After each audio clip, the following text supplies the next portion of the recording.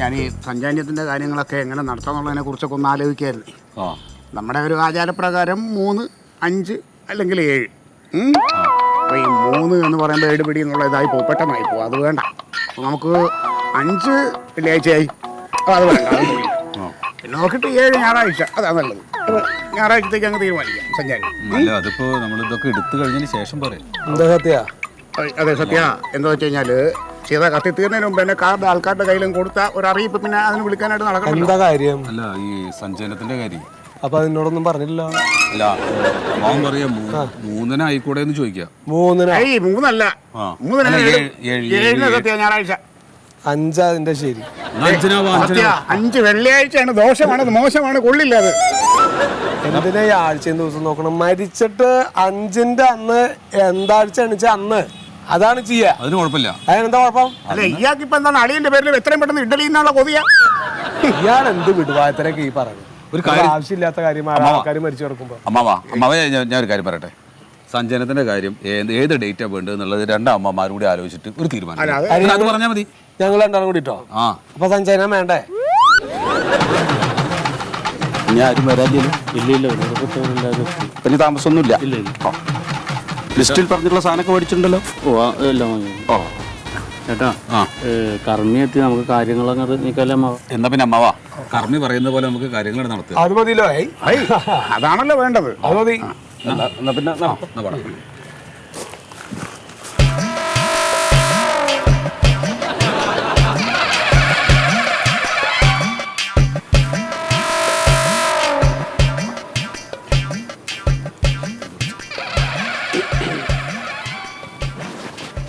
എന്നാലേ ആൺമക്കളും പേരക്കുട്ടികളൊക്കെ വേഗം പോയിട്ട് കുളിച്ച് എറണോടെ വരിക, ബോഡി എടുക്കാം.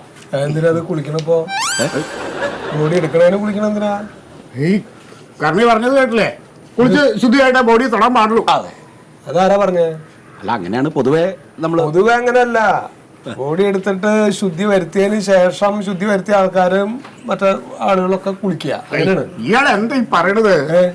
ഭക്ഷണം കഴിക്കുന്നതിന് മുമ്പ് കൈ കഴുകാറില്ലേ? ആത്മാവ് പോയ ശരീരം അത് ജഡായി കഴിഞ്ഞു. അത് ഇനി കുളിപ്പിച്ച് വൃത്തിയാക്കുന്നവരെ നമ്മൾ കുളിക്കേണ്ട കാര്യമില്ല. അത് കുളിപ്പിച്ച് വൃത്തിയാക്കിയതിന് ശേഷമാണ് നമ്മൾ ശുദ്ധിയാവേണ്ടത്. സത്യ, കുളിക്കാതെ ഇതിൽ തുടരുത്. കുളിക്കാതെ ബോഡി തൊട്ടാ ബോഡി അശുദ്ധാവും. എന്തൊക്കെ പറഞ്ഞിട്ടുണ്ടാക്കും? അതെ, എന്റെ ഇവിടെ കർമ്മി എന്ന് പറഞ്ഞു കൊണ്ടിരിക്കുന്നത് എന്താ? ഒന്നല്ലെങ്കിൽ ഞാൻ പറഞ്ഞ പോലെ ചെയ്യാം, അല്ലെങ്കിൽ നിങ്ങൾ തമ്മിൽ തർക്കിക്കുക. എനിക്ക് വേറെ പണിയുണ്ട്. മക്കളെ, അമ്മാവൻ പറഞ്ഞത് ഇതുവരെയുള്ള നാട്ടു നടപ്പാണ്. ഇനിയിപ്പോ നിങ്ങൾക്ക് എന്താ ഇഷ്ടം ചെയ്തോട്ടോ, അല്ലാതെ എനിക്ക് വിരോധമില്ല. സത്യ, അങ്ങനെയാണെങ്കിൽ എല്ലാ കർമ്മങ്ങളും ഇയാളെ കൊണ്ടൊക്കെ ജയിക്കും.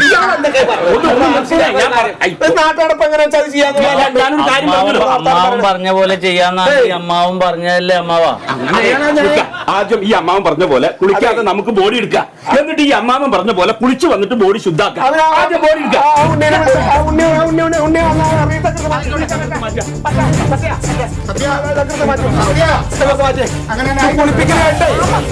കുളിപ്പിക്കല് കഴിഞ്ഞിട്ട് ശുദ്ധിയാവണം നമ്മളൊക്കെ.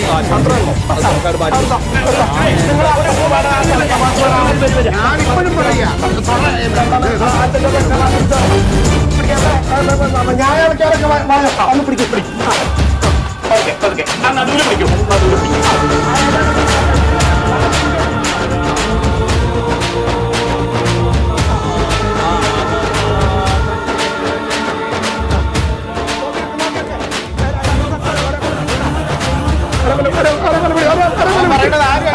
എന്തൊക്കെ ദോഷം വന്നാലും അതിന്റെ ഉത്തരവാദി അയാളായിരിക്കും കേട്ടോ.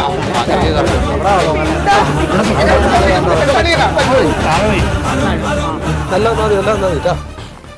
നോക്കി ഇറക്കിട്ടോ മോനെ.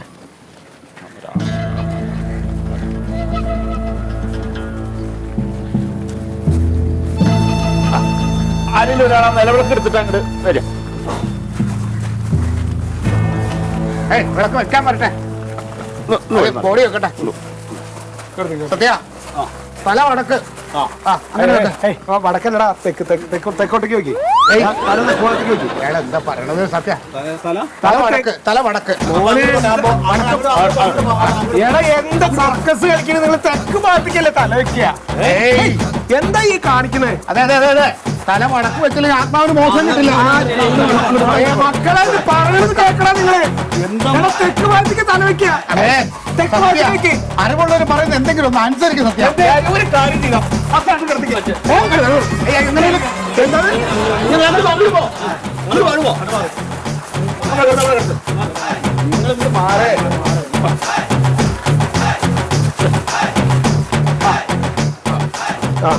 ഇത് പറയണ്ട.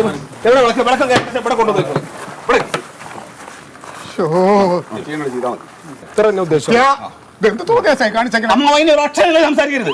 നിങ്ങൾ വന്നപ്പോ തുടങ്ങിയാണല്ലോ ഓരോ അങ്ങോട്ടും ഇങ്ങോട്ടും പറഞ്ഞോണ്ടിരിക്കല്. ഇതെന്താ കല്യാണ വീടാണോ? ഒരു മരിച്ച വെറുതെ എന്നെ കൂടെ പറയരുത്. നിങ്ങൾ ഇനി ഞങ്ങൾക്കറിയാം എന്താ ചെയ്യേണ്ടത്. സത്യേട്ടാ, ഇതൊരു മരണ വീടാണ്. അപ്പൊ ഇവര് പറഞ്ഞോണ്ട് നിൽക്കണത് കേൾക്കണേ. മരിച്ചു കിടക്കുന്നത് നിങ്ങളുടെ അച്ഛനാണ്. നിങ്ങൾ മക്കൾ എന്താ വെച്ചാൽ തീരുമാനിച്ചാ മതി. പ്യാരിയെ ആ ബി ഹെൽപ്പ് മൊയ്തുണ്ട് അവിടെ. ആ മൊയ്തിനെ വിളിക്കുക. ഒരു കാര്യങ്ങൾ ചെയ്യാൻ പറയാം. അല്ല നല്ലത്. മതി, വിളിക്കേട്ടാ. മൊയ്തു മൊയ്തോ ആ ഒന്നും വന്നേ. പെണ്ണുങ്ങള് കാര്യങ്ങൾ തീരുമാനിക്കുന്ന കാലായി. കുറച്ചോട് മാറി മൊയ്തോ. ഞങ്ങളുടെ അച്ഛനാണ്. അച്ഛൻ മരിച്ചു. കുളിപ്പിച്ച് ഇവിടെ കൊണ്ടുവന്ന് കിടത്തിയിട്ടുണ്ട്. ഇനി എന്താ ചെയ്യേണ്ടത്? സർ ആക്ച്വലി തല വടക്കോട്ടാണ് വേണ്ടത്. ആചാരം ഒന്നും ഞങ്ങൾക്ക് അറിയണ്ട. ഇതുവരെ ചെയ്തതെല്ലാം ശരിയാണ്.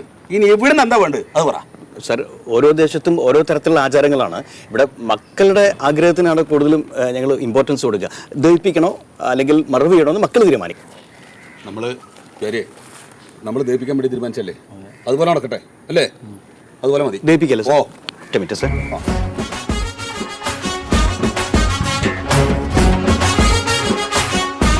ഹലോ സഹദേവൻ, ഒരു ബോഡി വരുന്നുണ്ട്, ദഹിപ്പിക്കാനാണേ. അളിയാ, ഇനിയിപ്പോ കുട്ടികളുടെ ആഗ്രഹം എന്താന്ന് വെച്ചാൽ അങ്ങനെ തന്നെ നടക്കട്ടെ അല്ലേ? അളിയും പോയില്ലേ, ഇനി നമ്മുടെ വാക്കിനെന്താവല്ല.